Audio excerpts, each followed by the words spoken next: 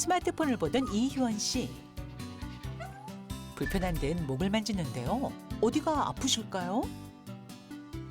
목 통증, 어깨 통증, 말도 못하게 매우 심합니다. 약을 먹지 않고는 견딜 수 없을 정도예요.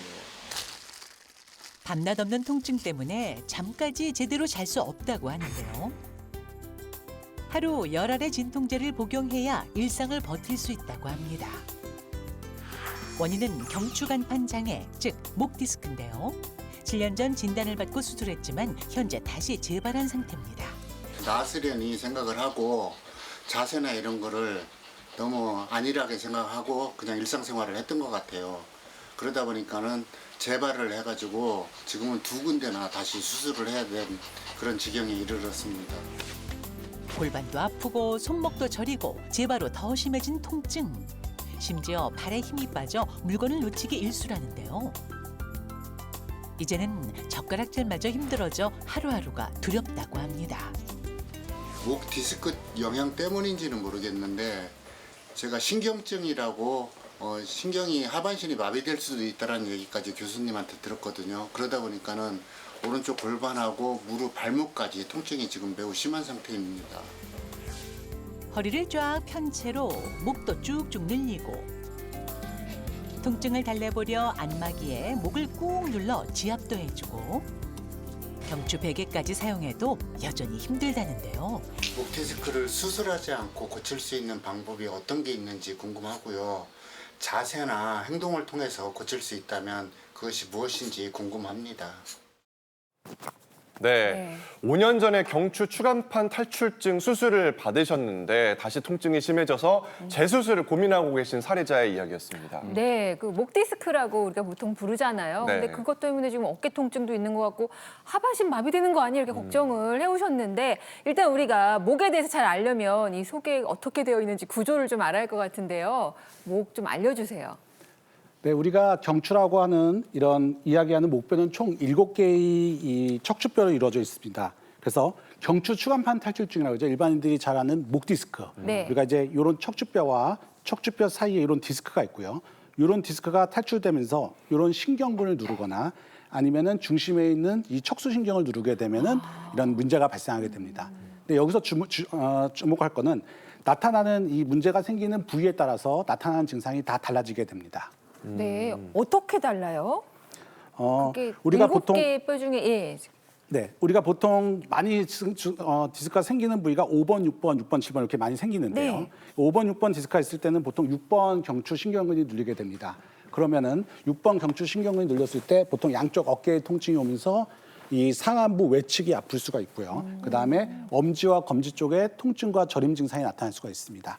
그 바로 아래에 있는 많이 발생하는 이제 7번 신경 같은 경우는 우리가 이제 어깨 말고 그 밑에 쪽 우리가 견갑골, 날개뼈라고 그러죠. 날개뼈 쪽에 통증이 올 수 있고요. 그다음에 이렇게 팔꿈치, 그다음에 손목, 손등, 그다음에 세 번째 손가락 쪽 이쪽으로 해서 통증이나 우리가 이제 저림 증상이 나타날 수가 있습니다. 네. 네. 그래서 그러면은 뭐 사례자분 같은 경우는 어느 경추 부위가 문제가 있어서 이렇게 통증이 오는 걸까요? 이 사례자를 봤을 때는 네. 보통 대표적인 5번, 6번과 6번, 7번에 이 경추의 추간판 탈출증이 의심이 되는데 정확한 진단을 위해서는 우리 MRI 영상 확인이 꼭 필요합니다. 이 환자 같은 경우는. 네. 그래서 우리가 이 사례자 같은 경우는 이 신경근 누리는 증상 외에도 이 척추 신경이 전체적으로 누리거나 나타나는 증상이 있는데요. 그런 게 이제 디스크 증상과 다른 척수증 증상이라고 합니다. 그래서 우리가 이제 손가락 움직임이 둔해진다 그러죠. 아까 이 젓가락질 하는 거, 딸기를 집으려는데 젓가락질을 잘 못하고 글씨 쓰기가 힘들어지고 단추 잠그기가 힘들어지고 이런 섬세하고 세밀한 작업을 못하는 게 이제 척수증 증상이게 되고요. 여기서 더 진행하게 되면은 걸음걸이가 이상해지고 중심 잡기가 힘들어지는 보행 장애. 여기서 더 진행하게 되면은 하지 마비까지도 진행할 수가 있습니다. 네, 저도 목 디스크가 좀 심한 편이긴 한데 네. 전 제가 50견이 왔다고 생각했거든요. 어깨가 좀 아파가지고 근데 목 디스크 아까 5번, 6번 얘기하셨는데 관련이 있을 수도 있겠다. 역시 진단을 제대로 받아봐야겠다는 생각이 좀 듭니다. 근데 아까 사례자분도 걱정하셨지만 이제 목 디스크 때문에 하반신 마비 올까 봐 그게 제일 두렵다 하셨잖아요. 네. 저도 그게 굉장히 걱정되더라고요. 네, 사례자분 경우에는 신경 뿌리병증, 그러니까 신경근 손상을 동반한 추간판 장애, 그러니까 경추의 추간판 탈출증을 얘기를 하게 되는 것인데요. 아까 앞에서 김 교수님께서 말씀을 해주셨지만 목은 우리가 큰 뇌에서 내려오는 신경을 전달하는 이런 큰 전기줄 다발인 척수가 위치하고 있는 구조물입니다. 그래서 큰 신경근 다발인 이 전기줄을 갖고 있는 우리 척수가 이게 목에서 위치하고 척추관 중간에 척추뼈 중간에 위치하고 있고요. 이런 척추뼈에서 중간에 위치해 있는 척수에서 아주 작은 전기줄인 신경 가지들을 이렇게 구멍으로 내게 되는데요. 이렇게 큰 전기줄인 척수가 위에서 손상을 받게 되면 목에서 많이 떨어져 있는 하반신에도 마비가 올 수 있는 거죠. 또 한 가지는 그 근처에 있는 신경가지가 나가면서 손상을 받는 경우에도 하반신 마비가 일어날 수 있게 됩니다. 네. 그런데 말이죠. 우리 사례자분 같은 경우는 평소에 관리를 열심히 또 하시더라고요. 네. 스트레칭도 해주시고 또 목 받침대도 이용해주시고 또 자세도 항상 이렇게 생각하면서 고치려고 하시고 네. 그래서 평상시에 어떤 자세가 문제였는지 직접 보면서 이야기를 나눠보도록 하겠습니다. 우리 사례자의 평소 모습 함께 보면서 이야기 나눠볼게요.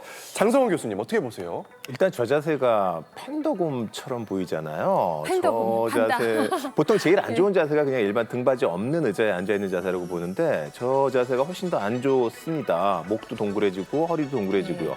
저렇게 목을 뒤로 젖히는 자세 같은 경우에는 아주 안 좋아요. 저 자세는 목에 있는 신경에 목을 조르는 거라고 보시면 됩니다. 뭐 목에 문제가 없다면 상관이 없는데 목에 문제가 있는 분이 저렇게 목을 과도하게 젖히게 되면은 과신전으로 인해 가지고 신경이 눌리게 돼요. 그러니까 저 스트레칭은 좋지 않다라고 보시면 되고요. 의자에 앉아 있게 되면 그 목만 구부러지는 게 아니라 허리까지 같이 구부러지니까 역시 좋지가 않고요. 그나마 괜찮은 건 안마기는 나쁘지는 않아요.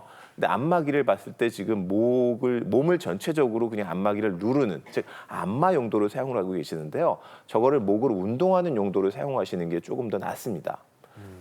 안마기를 운동을 한다는 게 약간 와닿지가 않는데 운동을 어떻게? 자, 지금 저 사례자분이 운동을 할 때 지금 이런 식으로 뒤로 턱을 쭉 빼가지고 젖히고 계셨잖아요. 네. 네. 이렇게 젖히게 되면 평소에도 자세가 보니까 약간 턱이 들리는 자세가 됩니다. 그 자세는 목에 그렇게 좋지가 않아요. 그러니까 올바른 자세는 턱을 일단 붙여야 되고요, 먼저. 그다음에 아까 안마기로 여기를 누르셨는데요. 목에 약간 들어간 부분을 누르셨는데 이거를 몸으로 누르는 게 아니고요. 턱을 약간 붙이고 자기 목으로 이런 식으로 약간 이중턱이 되는 것처럼 내 목으로 이렇게 눌러주시는 이 운동이 이 경추 디스크 있는 분들에게는 제일 중요한 운동이라고 보시면 됩니다.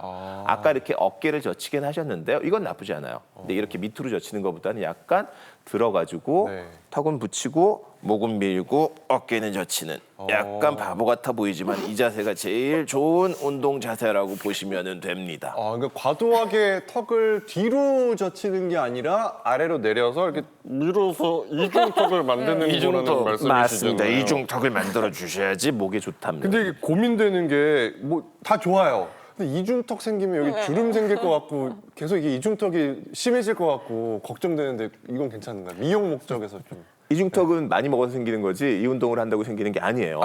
오히려 이렇게 너무 뒤로 젖히게 되면 이 피부가 늘어나면서 그것 때문에 이중턱이 생길 수가 있고요. 목에 좋은 운동, 오히려 이중턱을 방지할 수 있는 운동은 일부러 평소에 이중턱을 이렇게 만들어주는 이 운동이 중요한 운동이라고 보시면 되겠습니다. 네.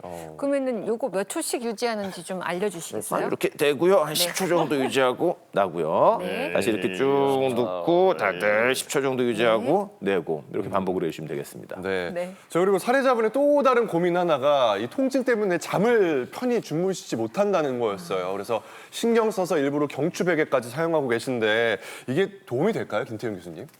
네, 이 경추베개는 수면 중에 이 목의 C자를 유지하는 데 도움이 되고 있습니다. 그래서 우리가 추간판 탈출증 환자나 이게 자고 일어났을 때 목 통증을 많이 호소하는 환자에서 이 경추베개에 대한 관심이 되게 많고 실제 외래에서도 많이 질문을 하게 됩니다.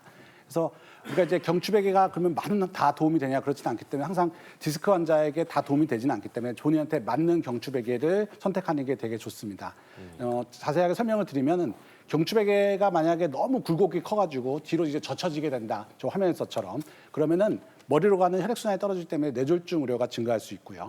오히려 베개가 높이가 너무 높은 경우는 오히려 이게 목이 과도하게 구부러지면서 오히려 목 디스크가 생길 수 있고 오히려 통증이 더 악화될 수가 있습니다. 오히려 베개 그렇다고 해서 가끔씩 이제 물어보시는 게 베개 없이 비고 안 비고 자도 되나요? 이렇게 물어보시는 환자분들이 있는데 네. 오히려 베개가 너무 낮은 경우에는 목이 일자가 되면서 이런 일자목이나 고음목이 더 심해질 수 있기 때문에 오히려 그런 경우는 이 견갑골, 날개뼈 쪽으로 통증을 이제 호소하게 됩니다. 때문에 우리가 이제 경추 이런 높이, 그러니까 베개의 적절한 높이는 보통 6cm에서 한 8cm 정도 이렇게 유지하는 게 좋다고 되어 있습니다. 6cm에서 8cm. 6에서 한 8cm 정도 이렇게 유지하는 게 좋고요. 실제 이제 옆으로 또 자는 습관이 있는 분들이 있습니다. 그런 경우는 이제 베개가 좀 낮은 경우에는 요 어깨가 압박이 될 수 있기 때문에 그런 경우는 조금 더 높은 베개를 유지하는 게 더 좋습니다. 네.